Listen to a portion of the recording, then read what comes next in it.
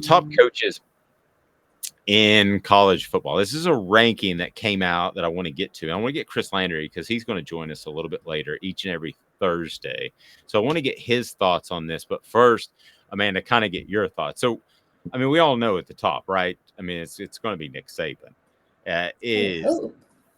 But is this Saturday Down South's attempt to make us talk about it by saying Kirby Smart is number one, or does he deserve it because he had just won the championship? No, that's laughable. It's absolutely laughable. Agreed. Dabo Swinney is third at Clemson. I'm going to go ahead and say he's been passed by a couple of guys. So I thought that was. I don't think so. Would you take, okay, if you're starting Amanda University tomorrow, would you take Dabo Swinney or Brian Kelly? I would take Swinney. Okay. Well, we differ on that. I would take Brian Kelly in a heartbeat. I would take Ryan Day over Dabo Swinney. I would take, now I'm just going down the list. You tell me if you agree, disagree, feel strongly. Okay. Lincoln Riley, I would take over Dabo Swinney. Okay, I would. Jimbo Fisher, I would. Nope. Luke Fickell, I would. Nope. Cincinnati, and that's where my list stops. So after that, it's Mario Cristobal, Kyle Whittingham. I wouldn't take any of those guys over Dabo Swinney. And then the other list that I wanted to point out that I found intriguing this morning is kind of funny a little bit, Amanda, because it is a list, and that's what we do this time of year. We do lists, but we're also talking ball. But this list was of the top defensive coordinators in college football. Okay. I haven't even scrolled down on the list. Do you want to know who the number one defensive coordinator in college football is? I haven't looked, but here's who it is. I don't care what the list says. It's Nick Saban. Okay, so Nick Saban is true. And you know who's two? It's Kirby Smart. I mean, those guys, and I've talked to guys on their staff. I mean, Nick Saban has come to his coordinators and coaches on a Thursday night, ripped up the game plan and said, start all over before a Saturday game. So it's ultimately up to him. I love how we give these coordinators all the love in the world, and that's good for them. But the bottom line is, whoever the coordinator is, the defensive coordinator at Alabama or Georgia, they could leave tomorrow, and both of those programs are still going to be in good shape for the foreseeable future. That's what they've done at Alabama. They've left to take head coaching jobs. I mean, I don't know how many have. Kirby was there for a while before Georgia opened up, but since then, there's been coaches that have been there and taken head coaching jobs. So it's just like the players. You just replace because it's the head that makes the difference. Have you ever thought how strange the SEC would be right now if Kirby Smart would have gone to South Carolina? Because I had from a good source at the time that South Carolina made a strong push for Kirby Smart, that he had finally gotten to the point where he thought he had learned enough to go out on his own, and he'd been waiting for that perfect job. The perfect job is Georgia because he played there. But when South Carolina came calling, it got Georgia moving. Now, at the time, I thought, and I said this, so we're going to have the guy on that did the freezing cold takes book. So I would have had the freezing cold take.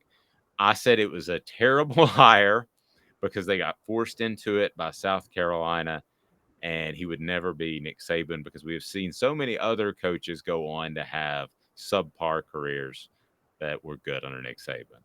I was wrong on that, Amanda. I'm willing to admit that. Kirby's a pretty good coach. I mean, he's good, but he went into a program that was already a 10-win season every year, back-to-back program. So all of the tools were there for him to succeed and to continue on succeeding. He just had to get over the hump of beating Nick Saban. That was it. I mean, and he wasn't even the first coordinator to do it. It was Jimbo Fisher at A&M was the first one. He needed more of those war daddies. And he said it. He said it at the opening press conference. He said, we need more of those big guys up front. But did he call them war daddies? He didn't specifically. He didn't use the term donkey for the guys he had, too.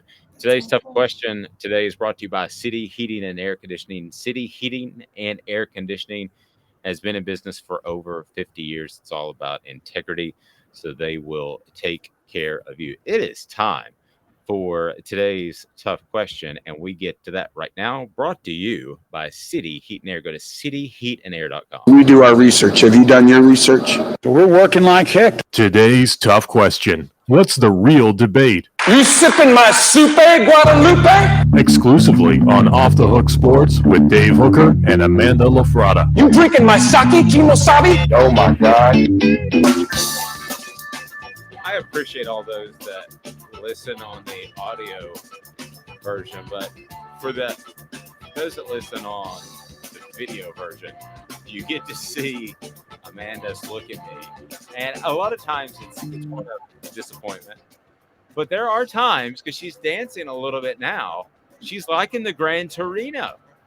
It's much better than the YouTube, like, getting down and dirty music. Like, it's much better than that. Yes. Okay. So today's tough question is what? I have an idea, but this is your jam. So, but I have an idea. Okay. If you were to start a college football program tomorrow, what coach would you pick to head it up? I was thinking, who's the best coach besides Nick Saban? But I think we've already done that.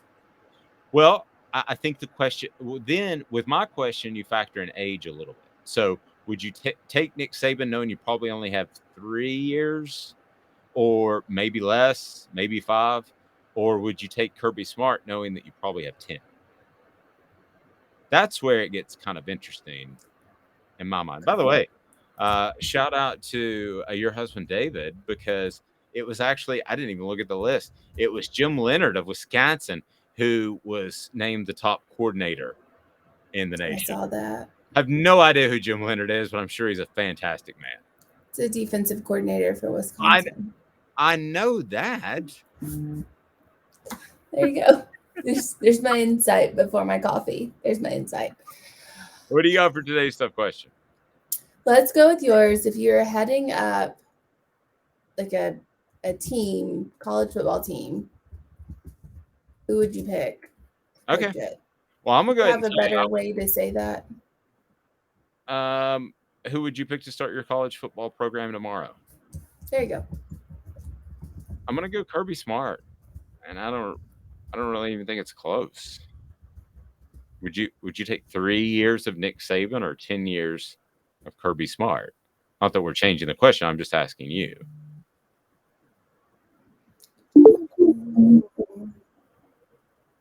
I think I would take Saban, honestly.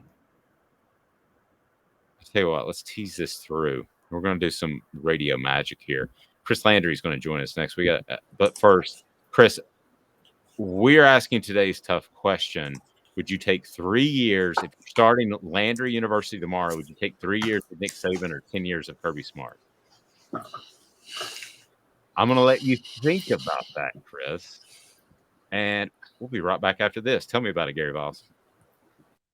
Gary Viles here. I want to personally invite you to North Knoxville's newest sports bar and restaurant. It's Big Orange Phillies, located in Black Oak Center. And yes, folks, it's happening in Halls. Big Orange Phillies offers family-friendly environment with homemade meals and the best deli-style subs around. Billiards, darts, jukebox, shuffleboard, and cornhole, and a full bar. We also offer valet parking on weekends and during special events. We even have a covered back patio. It's happening at Big Orange Phillies. We want, we need, and we appreciate your business. Hi, Mike Davis here with City Heating and Air, reminding you to always dare to compare. Our team provides quality local heating and air service, installation, and maintenance across East Tennessee. We use only the best equipment like American Standard heating and air conditioning for your residential, new construction, or commercial needs. Honesty, dependability, and customer satisfaction have been the cornerstones of our business since 1961. City Heat and Air. Dare to compare. This is Al's Nest Barbecue Supply, so come on in and see all the different rubs and sauces we have, plus a complete line of Green Mountain grills. Don't be overwhelmed. We have plenty of help so you can produce the best barbecue and amaze your family and friends. Barbecue is America's food. We'll do what we can to bring you all the best products. We're Al's Nest Barbecue. but Chattanooga goes to grill.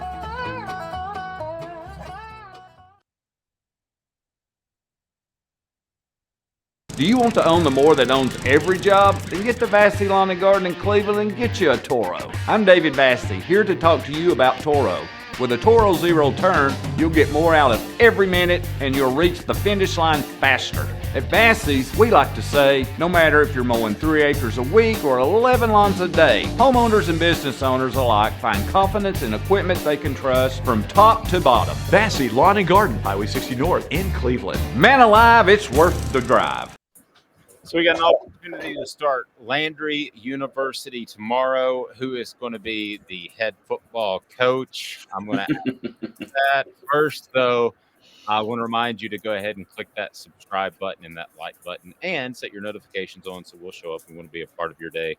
We go live every day at 8:30. Good morning, everyone. Danny, Cameron, we appreciate it. But let's get to Chris Landry and get his thoughts on this question, and it's brought to you by The Mattress Place. The Mattress Place is just a couple miles from Henley Street. It is very easy to find. It is veteran owned. The ratings, 225 5-star reviews on Google, A+ accredited member, Better Business Bureau. No gimmicks, just 30 to 70% off every day. So we're asking the question, what coach would you start a program with tomorrow? Now, we want to factor in age. So theoretically, I'm guessing here, but you're getting 3 years of Nick Saban or 10 years of Kirby Smart based off their ages. So who knows how long though, Coach? But Chris, if you had to pick that guy, and you may know of a 32-year-old guy who's the next great up and comer, who would you pick to head up Landry University's football team tomorrow? Well, first of all, you know that everything is about where you are, and although I love the fact that university is in my name, let's just say this: if you took, for example, and I'll answer in a second, but just to keep this in mind, put it in context. If you were to take the same question and say, let's put it, and I don't want to pick at anybody, so I'm not going to name a school, but the schools that have never won, that really could.